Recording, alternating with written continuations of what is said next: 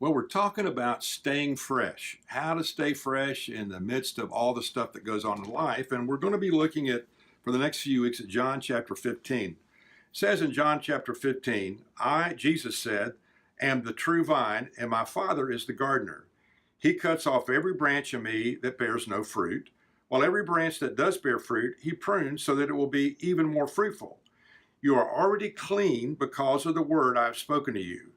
Abide in me, and I will abide in you. No branch, no person, in other words, that's a Christian, can bear fruit by itself, just like a vine, a grapevine. It must remain or abide in the vine. Neither can you bear fruit unless you remain in me.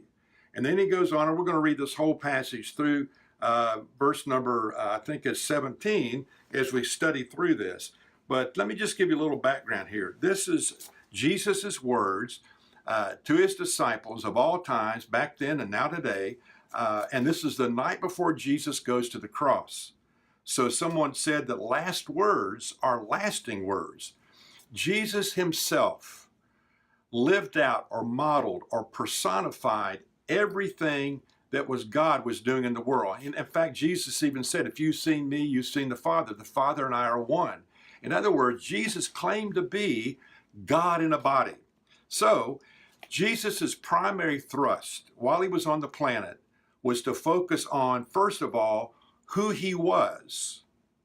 And what he did was only to support or point back to who he was, the Son of God. So the principle of the Christian life is this. It is more focused on not doing, but on being or abiding. And so this whole thing is, I think, 9 or 10 times in the first 17 verses of John chapter 15, Jesus says, abide, abide, abide, abide. Now listen to this. The same as Christ was abiding in the Father, and the Father was abiding in him, so we must abide in him.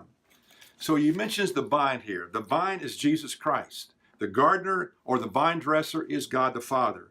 The branches are those individuals that are connected to the vine, who is Jesus Christ. And the fruit it's talking about here, among numerous things, is bringing other people to Christ, helping them to get connected. Number 2, the fruit of the Holy Spirit. Read about that in Galatians 5.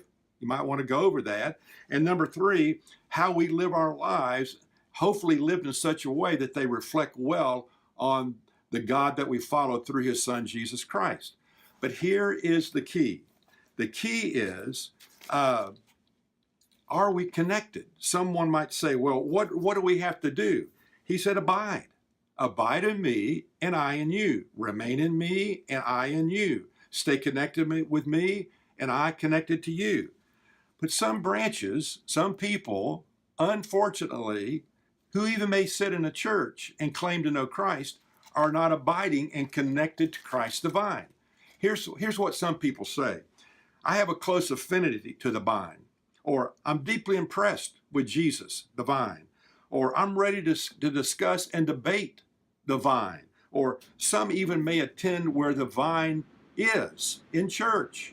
But the question is, am I connected to the vine, Jesus Christ?